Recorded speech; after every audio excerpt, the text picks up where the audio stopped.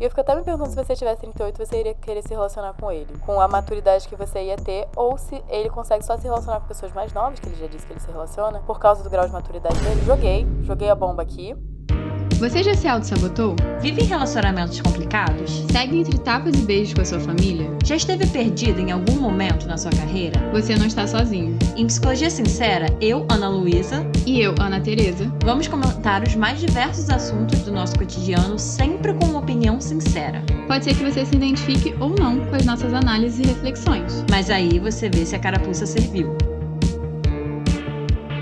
E aí, pessoal, bem-vindos a mais um episódio de Psicologia Sincera. E hoje é o quadro mais querido do nosso podcast, que é o Analisando. O que acontece nesse quadro aqui? Os nossos ouvintes, vocês, mandam histórias pra gente sobre alguma questão que tá acontecendo na vida de vocês, pode ser por qualquer área da vida de vocês, que vocês gostariam que eu e a Ana Luísa analisássemos, dessemos nossos pitacos, até como na vinheta, né? Pra gente falar um pouco sobre esses assuntos aqui de um viés psicológico. Todas essas histórias a gente deixa em anônimo, a gente não quer machucar ninguém, a gente não quer que ninguém saia magoado com isso daqui, então a gente foca muito no contexto do que tá acontecendo, não em nomes, lugares e datas nesse quadro. Se você quiser participar, vocês podem enviar lá pro nosso e-mail, podcastpsicologiasincera@gmail.com. Fala que é pra esse quadro daqui. Se você quiser, coloca um título já do que se trata a história de vocês, que já ajuda a gente. Lá a sua história vai entrar pra fila. Mas se você quiser ter prioridade, você já gosta desse quadro aqui, a gente vai deixar o convite pra você se tornar o nosso apoiador. Vai ser lá no Orelo, o link vai estar aqui, que você já clica, você já vai pra plataforma do Orelo pra assinar por lá, que lá você ganha não só um episódio extra por mês, e a gente já tem uma biblioteca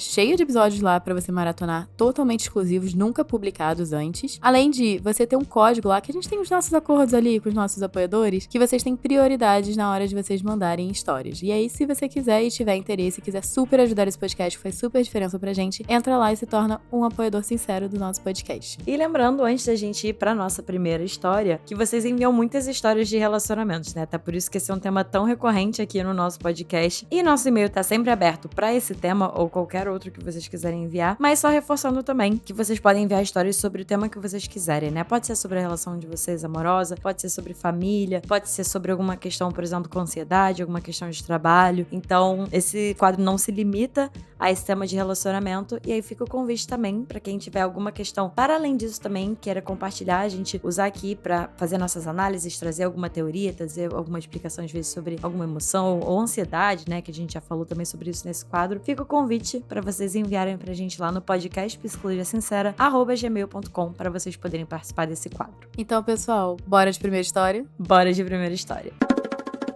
Oiê, meninas! Vamos lá. Eu sou uma pessoa que faz terapia há 4 anos, mas há 4 anos lido com a mesma história, com personagens diferentes. Tive 2 ficantes na minha vida, um com duração de 8 meses e o outro foram de mais ou menos uns 3 ou 4 anos. Estou no meu terceiro ficante da vida e já estamos juntos, entre aspas, há 1 ano e 5 meses. Como eu já tive outros ficantes que duraram muito tempo, era tratada como namorada, mas nunca assumida. E esse atual, tentei fazer diferente. Quando começamos, eu não tinha certeza que ele queria de fato ter algo comigo ou ser apenas um amigo, pois ele sempre foi muito respeitador. Demoramos quase 2 meses para dar o primeiro beijo. Ele é um homem de 38 anos e eu tenho apenas 22. Ele é um cavalheiro, me trata feito uma princesa, atencioso, abre a porta do carro e tudo isso. Após 3 meses ficando, questionei ele sobre namoro, pois precisava alinhar nossos objetivos. Ele disse que gostaria de me namorar, que sou uma mulher de princípios e virtudes que ele admira, porém sou muito nova e que tem coisas que ainda irei passar e aprender. Ele já se relacionou com outra pessoa da minha idade e que essa pessoa traiu ele, e ele acredita ter sido por imaturidade. Por mais que eu me ache madura, tem coisas que ainda irei aprender. Entendendo isso, continuei até porque confiava nele e na minha cabeça estava somente comigo, já que nos víamos 3 a 4 vezes na semana. Um dia fui na casa dele, ganhei um presente e quando estava indo embora, eu pisei numa calcinha.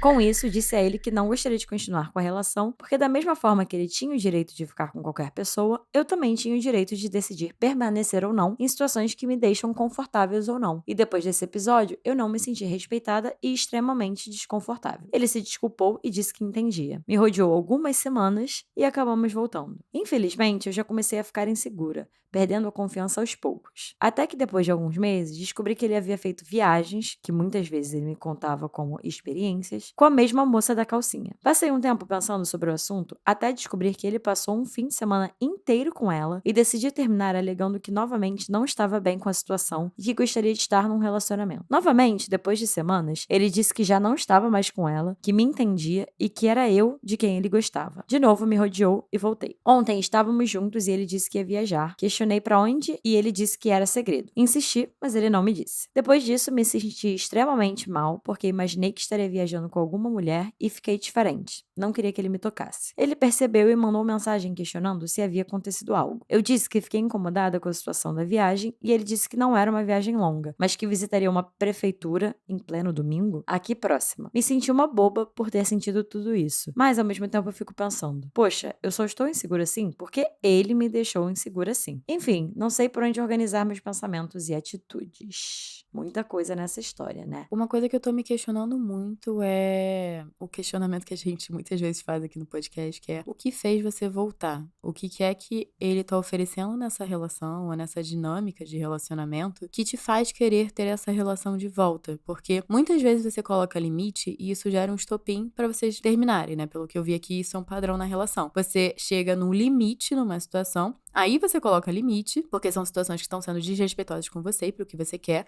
E que bom que você tá falando, porque você tem que falar mesmo. Mas aí vocês terminam. Aí ele fica te rodeando.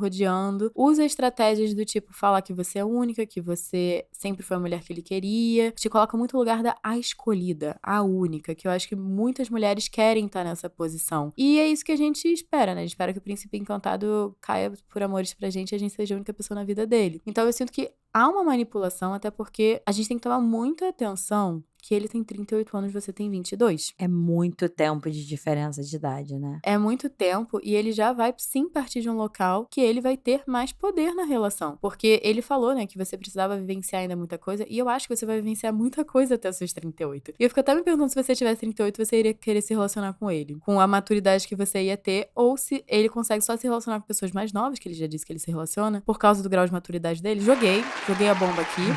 Mas por que ele escolhe pessoas muito mais novas, assim, muitas vezes até 10 anos mais novas? Sinto informar que algumas vezes são homens que gostam de ter um certo poder dentro da relação, e a gente tem que tomar cuidado com isso. Você não falou tanto dele, então a gente não pode afirmar nada aqui, mas são coisas que a gente pode criar hipóteses em cima, que ele é um homem que tá manipulando informações, ele não te diz a verdade inteira, ele não joga limpo com você, e depois você fica se sentindo confusa e insegura, e tem um fundo de verdade. Que bom que você tem essa autocrítica de entender que a sua insegurança foi criada também dentro da relação. É, assim, dentro desse tema de insegurança, eu fiquei com assim, duas vias meio que paralelas, tanto em relação a como que é a sua construção, assim, você falou muito da sua relação com ele, que é o que a gente vai focar aqui nesse episódio, mas eu fiquei me perguntando, acho que numa terapia com você, eu ia tentar entender um pouco mais também quais são os seus outros contextos relacionais, assim, como que é a sua construção de autoestima, como que foi a sua construção de um senso de si até hoje, né, com seus 22 anos, pra entender o que também acontece que acaba que você cai nessas relações que, como você mesma trouxe, né, que as pessoas não te assumiram, ou com esse cara, né, assim, mais velho e que de alguma forma tá manipulando, não trazendo isso no sentido de uma culpa pra você não, tá? Mas realmente tentando entender como que tá a sua autoestima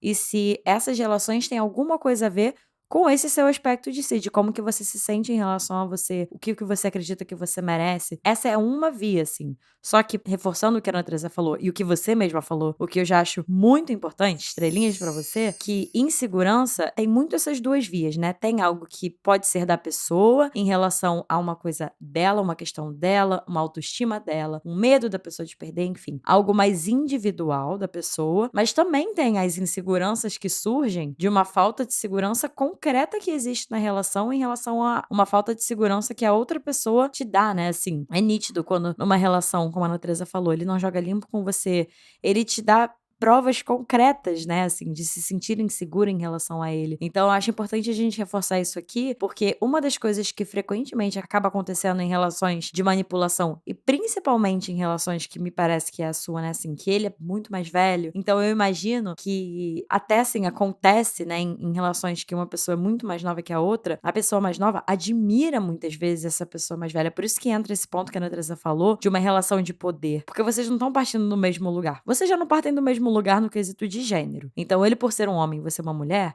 ele já tem um poder social em cima de você. Ainda mais quando a gente coloca o quesito idade como se aumentasse, assim, como se potencializasse esse poder, digamos assim, que ele tem. Justamente nesse ponto que eu tava falando, né? Quando isso acontece, essas relações muito hierárquicas, muito hierarquizadas de idade, frequentemente a pessoa mais nova admira muito essa pessoa mais velha, né? Como essa referência de maturidade, essa referência de experiência. E esse é um lugar perigoso porque essa admiração pode acabar sendo munição mesmo pro que a Ana Teresa tava falando, dele usufruir desse poder que ele tem em cima de você, no sentido de manipulação, no sentido até o que eu tava querendo dizer, de desqualificar, inclusive, com essas falas do tipo, não, mas você é muito nova, mas você é muito imatura, você é mais nova, né? Você é imatura, você não tem a mesma experiência que eu. Gente, mas aí ele que escolheu, sabe, se relacionar com ela. Isso que me dá um pouquinho de raiva. Esse é o outro ponto que a gente vai, né? Assim, que é bem o que a Ana Teresa falou. O que um homem de 38 anos está fazendo com uma menina barra mulher? Porque eu considero que com 22 é justamente uma fase de transformação de menina para mulher. Acho que ainda não, assim, na minha percepção, né? É uma idade que a gente ainda não tá concretamente ali no mundo enquanto mulher, tá saindo ainda dessa fase mais adolescente, assim, menina mesmo. Então, o que um homem de 38 anos tá fazendo com uma menina de 22, assim, né? E aí bate nesse ponto que a Ana Teresa falou. Como que ele coloca você, de alguma forma, como a pessoa imatura da relação, mas fico me perguntando se ele não tá projetando também uma imaturidade dele e se ele consegue estar se relacionando com mulheres de 38, se ele tem uma maturidade para estar se relacionando com mulheres com a mesma experiência, com o mesmo tempo de vida que ele tem. Fica esse questionamento. E só pra fechar, assim, essa minha fala nesse momento, uma coisa que eu não queria deixar de falar, porque frequentemente a idade e esse argumento da maturidade é utilizado pra desqualificar você e suas percepções. Por exemplo, tô percebendo que eu tô sendo desrespeitada, tô percebendo que ele tá vacilando, mas esse poder muitas vezes é usado pra isso, e eu não quero deixar passar sem reforçar pra você o que a gente tava falando em relação a você ter tido a consciência de que você tá insegura sim, porque ele tá te deixando insegura sim. Então, como talvez ele desqualifique essa sua percepção, eu acho muito importante a gente aqui ter um papel também reparador, entre aspas, de poder validar e qualificar aqui a sua percepção, assim, que é muito condizente com o que você tá vivendo. Então, não desqualifica a sua própria percepção em relação a como que ele te deixa insegura. E outro ponto que eu acho que a gente tem que levantar aqui é que você falou que você tem uma vasta experiência com ficantes. Isso me chamou a atenção porque muitas das pessoas ali, eu vejo, quando você foi falando, eu falei, cara, isso é tempo de namoro. Num sentido de, eu fui ficante de uma pessoa de 3 a 4 anos. Eu já tô ficando com ele há 1 ano e nunca sou assumida. Eu acho que a gente vai ter que retomar um pouco o que a Ana Luísa já começou a falar, que é quais são os lugares onde você se permite estar e qual é o valor que você dá a si mesma. Porque quando você me fala isso, parece que as pessoas estão ali, estão te tratando bem, estão se divertindo, você entra muito num lugar de leveza, de diversão, mas numa questão de você assumir uma responsabilidade em um relacionamento, acaba que você optou 3 vezes por pessoas que não assumem essa responsabilidade no relacionamento. E aí fica o questionamento, será que todos eles são imaturos e querem viver a vida do garanhão, do bom vivan, que tá sempre pegando um bando de mulher? Mostra uma imaturidade, né, desses parceiros que você escolheu. Ou você também fica no tipo, o que esses parceiros estão te dando? Quais são os padrões? Eu fico muito curiosa pra saber qual é o padrão que esses parceiros te dão, que eles te mantêm ali durante tanto tempo, com pouco, sendo que você quer mais. Isso é uma coisa que tá me chamando muita atenção. Em algum grau você tá sendo suprida, obviamente, porque senão você não ficaria ali. Mas no que você tá sendo suprida? Porque me parece muito que ele tá dando migalhas, mas eu fico me perguntando se você já recebeu o pão inteiro, então migalhas tá tudo bem? Não sei se é meio pesado falar isso. Mas faz muito sentido, assim, e aí que eu acho que entra um aspecto da sua vida, como a gente falou. A gente sempre volta pra família, pra pai e mãe, tá, gente? E a gente sabe, assim, às vezes pode parecer viagem da nossa cabeça, mas é porque, de fato, não dá pra desassociar, né? São os lugares em que a gente aprende, são os lugares que a gente aprende sobre se relacionar, são os lugares que a gente, às vezes, vai construindo o nosso valor a partir disso. Eu não sei, assim, não tem como a gente nem tentar hipotetizar aqui como que foi sua história em relação, e como que é, né, sua história em relação à sua família, mas aqui eu tô pensando em exemplos, ou de pessoas da minha vida, ou de clientes, por exemplo, que vêm de lugares muito críticos, que vêm de lugares em que a experiência dessas pessoas na família delas é de não ser suficiente, assim, de nunca tá bom o suficiente, ou que tem um padrão muito alto, ou que tem expectativas muito grandes, assim, a serem atingidas, ou, enfim, tem tantas coisas que a gente pode olhar pra nossa família e entender qual é o padrão, assim, né? O que isso pode ter a ver, que eu acho arriscado a gente tentar hipotetizar aqui o que pode ter a ver e se tem alguma coisa a ver, mas, bom, você falou que faz terapia, né? Então fica esse convite também, caso não seja algo que você explore tanto, de você poder olhar, até pra entender isso que a Ana Teresa falou, né? Assim, você tá recebendo essas migalhas, mas o que essas migalhas estão te dando, assim? O que te mantém? Porque uma das coisas que eu fiquei pensando e que exploraria com você em terapia é qual é a função dessas relações na sua vida, assim? O que elas te dão que tá fazendo sentido até certo ponto você ficar? E antes da gente ir pra próxima história, acho que é importante também a gente colocar esse contexto social que a gente tem batido muito na tecla aqui, mas porque ele é muito presente e muito presente nas histórias que vocês enviam, que é esse lugar da mulher de ficar esperando e ficar nessa expectativa de que consegue mudar o homem, né? De que esse homem que é imaturo ou que esse homem, enfim, que é de determinada forma, que a gente fica nesse lugar, nessa responsabilidade de esperar e de conseguir mudar eles, né? Isso a gente, de fato, é vendida socialmente, como a gente fala muito aqui no podcast, de que a gente tem esse poder, assim, sendo que muito pelo contrário, né? Inclusive, como a gente já falou, na sua relação, pela diferença de gênero e pela discrepância tão grande de idade, quem na verdade tem um maior poder sobre você é ele mesmo, né? Então é algo pra você ficar atenta, pra você poder tomar cuidado, assim, do quanto que verdadeiramente faz sentido pra você e o quanto que talvez não seja perigoso estar nessa relação com essa diferença de idade, assim. Eu acho que vale, antes da gente ir pra próxima história, só o questionamento, né? Assim, o que você percebe que ele, de 38, quer e está fazendo com você com 22 anos, assim, para além de você, no sentido do seu valor pessoal, mas olhando nesse contexto mais amplo, assim, eu acho que vale o questionamento. Então, bora de segunda história? Bora de segunda história.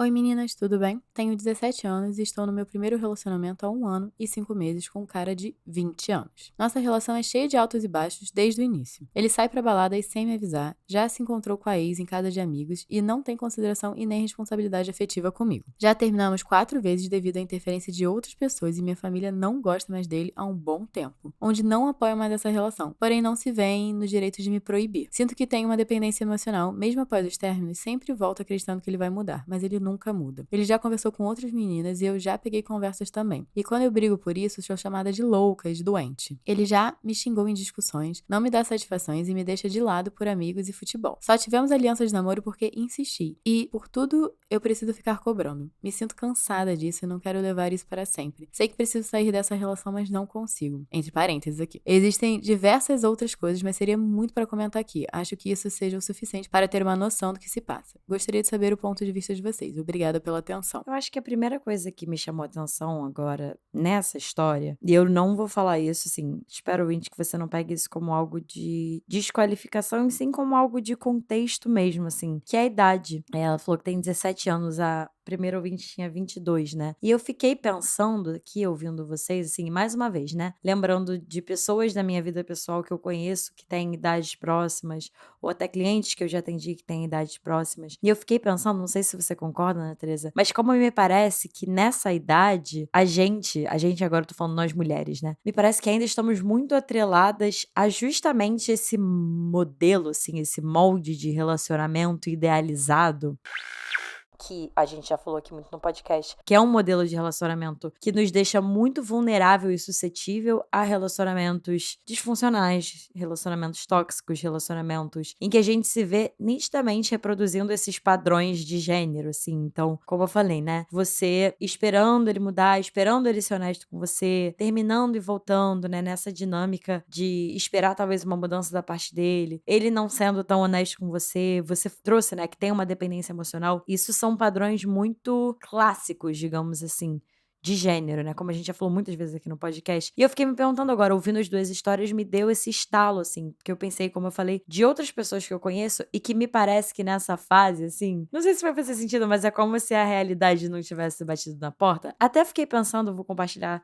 com vocês, da minha experiência pessoal, que eu acho que o último relacionamento que eu tive, que eu tinha tanto contato com uma ingenuidade, mas assim, volto a dizer, gente, não é uma ingenuidade no sentido de desqualificação, de que vocês estão erradas. É uma ingenuidade que faz parte da idade, assim, meio que de ver o mundo cor-de-rosa, sabe? É uma ingenuidade antes de um amadurecimento, que é um amadurecimento normal da vida. Exatamente, e que faz parte, e que, enfim, não tem como a gente evitar o fato de que a maturidade não é direcionamente ligada à idade, a gente já falou isso aqui no podcast, né? Mas mal ou bem tem aí um processo natural, se tudo ocorrer como, entre aspas, deveria, de amadurecimento que com o passar dos anos e das experiências a gente vai adquirindo. Isso é, enfim, coisa mais normal e faz parte mesmo do desenvolvimento. Mas eu fiquei lembrando disso, assim, como que eu acho que o último grande relacionamento que eu tive e que foi tão preenchido com essa ingenuidade de idealização mesmo da relação, né? E junto disso, de papéis de gênero tão marcados, foi mais ou menos nessa idade, assim, em torno de uns 22, 23. E depois disso, na minha percepção, e outra coisa que eu ia trazer até pra você, ouvinte, assim, pras duas, que uma das coisas que não só acho, mas os estudos falam que é preventivo pra nós mulheres em relação a relações tóxicas, relações abusivas, é se informar. É realmente informação mesmo, né? A gente chama de letramento, de vocês poderem ter um letramento de gênero e como que essas dinâmicas e como que esses papéis de gênero, como que frequentemente o que a gente tá vivenciando nas nossas relações tem a ver com isso. E eu tô reforçando isso aqui porque a gente fala muito do aspecto pessoal aqui, né, Ana Teresa? Do que tem da história de vocês, do que tem da história da família de vocês. Isso é muito importante, né? Não dá pra gente atribuir uma causa e um efeito tão forte assim. Mas agora eu fiquei com muita vontade de trazer esse contexto social que, de fato, afeta muito como as nossas relações se dão. Principalmente, eu diria, nessa idade. Que o social é tão forte, né, Ana Teresa? Concordo totalmente. Eu acho que é seu primeiro namorado, é sua primeira relação.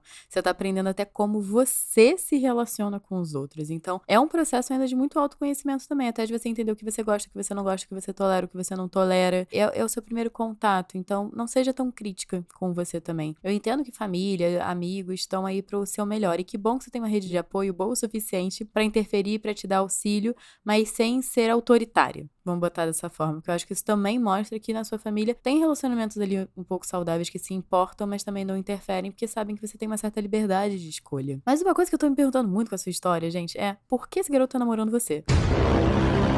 Não é nem por que você tá namorando ele, é porque ele tá namorando você. Você fala que ele dá em cima de outras mulheres, que ele não te torna prioridade, que ele prefere sair com os amigos, jogar futebol do que tá com você. Por que ele está namorando com você, dado que ele não faz esforço nenhum pra ser seu namorado? É uma coisa que eu fico me perguntando, né? Eu chuto que é porque é cômodo e alguma coisa ele tá recebendo dessa relação. E como a gente já falou em outros episódios aqui do podcast do papel da mulher, a mulher supre muito esse papel de como se fosse um travesseiro, assim, dos homens. Aquele travesseiro confortável, que te dá um conforto, que te dá uma segurança emocional, assim. Eu chuto isso, mas é só uma hipótese aqui. De certa forma, eu acredito que essa ouvinte tá dando carinho, tá dando amor, tá dando atenção. Assim, o fato de você também estar sempre ali esperando que ele vá mudar, correndo atrás dele, isso infla o ego dele, eu acho que de alguma forma, né? Que ele também tá precisando aí, tá usando você nessa posição. E eu acho que entra um pouco também na ouvinte, né? Nas posições que a gente se deixa. E deixa as pessoas colocarem a gente também. Então, a partir do momento que você começou a notar esse padrão e começou a entender, você quer estar nessa posição, porque talvez é essa posição que ele quer te dar na vida dele. E se você não tá satisfeito, você pode dizer não e eu mereço coisa melhor. E coisa melhor não é ele mudar, coisa melhor é você achar alguém diferente que realmente tenha capacidade emocional e maturidade emocional pra te dar. Porque fica nesse, a pessoa vai mudar e vai me dar o que quer. Gente, ninguém muda por ninguém. Vamos aderir esse mantra. As pessoas só mudam por elas mesmas. E como a Ana Luísa pontuou muito bem, ele tá muito bem acomodado, porque ele vai mudar algo que não prejudica ele, só prejudica você. Infelizmente, isso é uma realidade. E você falou de dependência emocional, de novo, vai ser a mesma pergunta que eu fiz para outro ouvinte. O que ele te dá que te mantém ali? Que te gera essa dependência. O que ele te dá? Exatamente pra gente saber nomear, pra ver se você consegue ser suprida em outros lugares, em outras relações, ou pra entender que ele talvez não vai te dar e você saber procurar em outro relacionamento que você precisa. Esse acho um ponto muito importante, até porque a gente já fez outros episódios sobre dependência emocional, não sei se você já ouviu, mas a gente deixa aqui como recomendação, a gente tem um só nosso, que é de um quadro analisando, e a gente tem um com uma convidada maravilhosa, que é a Nete Santos, e a gente fala sobre dependência emocional, e ela traz esse olhar que eu acho muito interessante e muito importante da gente ressaltar, como que a dependência emocional se cria também quando a gente coloca todas as nossas fichas e as nossas necessidades em um só lugar. E isso não é nem só em relacionamento, tá? É porque a gente vê isso acontecendo muito de fato no relacionamento amoroso, até porque, como a gente também já falou muitas vezes aqui no podcast, socialmente tem essa ideia de que o relacionamento amoroso tem que ser a coisa mais importante das nossas vidas, principalmente das mulheres. Então é natural que se a gente não ficar atenta, a gente coloque todas as nossas fichas fichas nesse só espaço. Mas isso pode acontecer com qualquer relação, tá? Assim, até com uma amizade, por exemplo. Se você tem só essa única amiga, que é a única pessoa com a qual você tem segurança pra se abrir, você tem confiança, você sente um prazer de estar, vocês conseguem perceber como que isso traz um peso mesmo, assim. Claro que eu acho muito compreensível, inclusive, que se essa é a dinâmica, se você tira isso, né, de você ou, enfim, da pessoa que tá depositando essas fichas, realmente é uma perda muito grande. Então, quando eu penso em dependência emocional, eu também penso bem no que a Ana Teresa falou, assim, de poder identificar o que que é isso que você recebe e poder construir outros espaços. Talvez você não receba da mesma forma, exatamente da mesma forma, porque um discurso que eu escuto frequentemente de relacionamentos tóxicos e abusivos é que parece que tem um temperozinho, assim, que é viciante. Adrenalina. Uhum, é. E que as pessoas têm medo de não encontrar isso, não sentir isso de novo, né? O questionamento que geralmente a gente faz é, mas você, assim, mas será que é mesmo pra você encontrar isso de novo, né? Será que é a montanha-russa que você precisa ou você precisa de um mar calmo? Normalmente, quem tá em relação abusiva e entra num relacionamento saudável, acha o relacionamento saudável sem graça, porque ele não tem aquela sensação de pisar em ovos, aquela angústia, muitas vezes, aquela sensação que a qualquer momento alguma coisa vai explodir, que gera um certo adrenalina, gera uma certa tensão.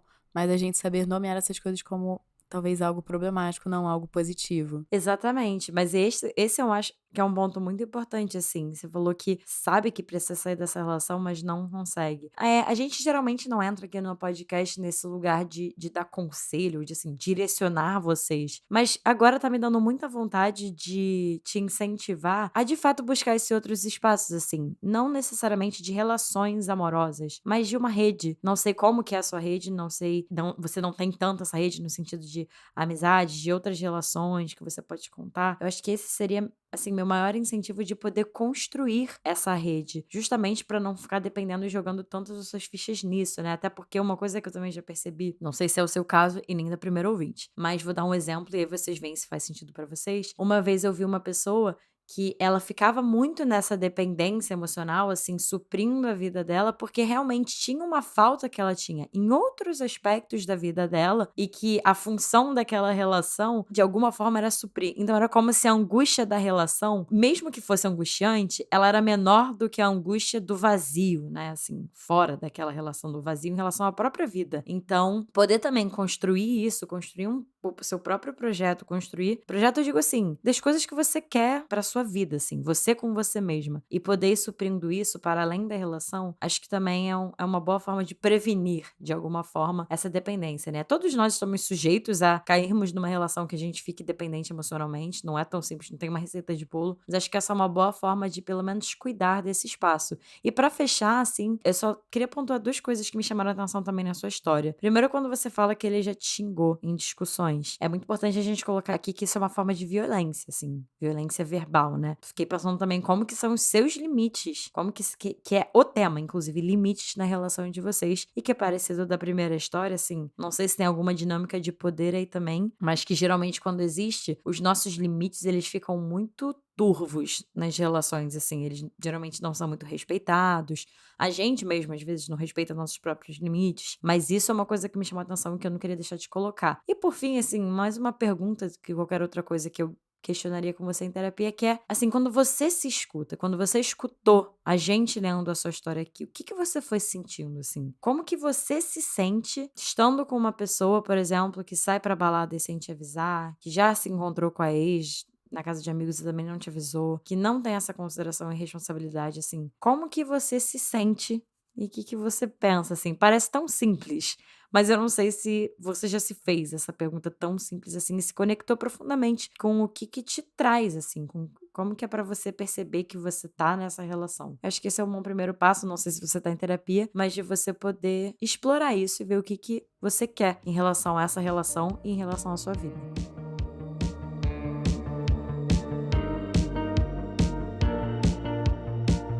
E E esse foi o episódio de hoje, gente. Se vocês acham que esse episódio vale a pena outras pessoas ouvirem, chegar até as outras pessoas, compartilha. Marca a gente nos stories do Instagram, @podcast Psicologia Sincera. A gente adora ver quando vocês estão ouvindo a gente, o que vocês acharam do episódio. Então também segue a gente por lá, aproveita. E também não deixa de deixar a sua classificação nesse podcast, porque deixando aqui 5 estrelinhas, classificando a gente, esse podcast chega pra mais pessoas e a plataforma entende que mais pessoas precisam ouvir esse conteúdo e ter acesso a esse conteúdo e super ajuda a gente. E se vocês quiserem me encontrar também, vocês podem me encontrar no @AnaTeresaCavalcante. E eu no @psicóloga Ana Luísa Braz. A gente vai deixar nossos Instagrams aqui embaixo na descrição do episódio, junto com o Instagram do nosso editor de áudio Bernardo Dabu e do nosso designer Fernando Picamilho. Vocês podem também conferir o trabalho deles aqui embaixo. A gente também vai deixar o link para nossa área de apoio, se vocês quiserem prioridade na fila de espera das histórias aqui desse quadro, se vocês quiserem um episódio extra do Psicologia Sincera por mês, além de ter acesso à nossa biblioteca exclusiva de conteúdos